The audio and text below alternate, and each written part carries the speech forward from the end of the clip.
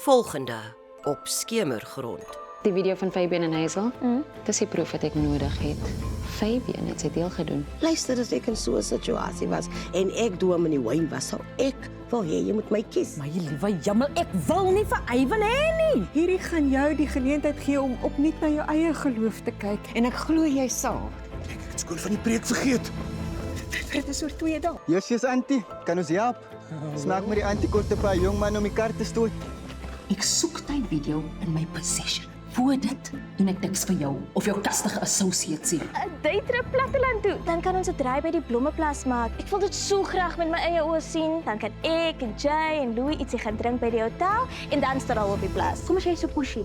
Is daar nie 'n way om my learning proses op te speedie? Ek het gedink ek kan gaan visit. Daar was 'n insident en hy het ingespring om te help.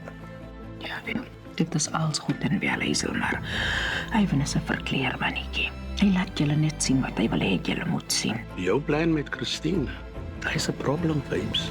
Ons sal nie vir langer kan stol nie. Daar in die berge het hy besef dat sy lewe baie makliker is sonder my, sonder hierdie driehoek soos mamma dit sal sê. Hoe kan ek 'n man trust wat probeer om my seun om my uit te spreek met dieselfde hand van my gepot het? Die history rande diep, net soos ek en Erika se. Sy move in 'n straight lane en haal alles en almal uit wat in jou pad staan.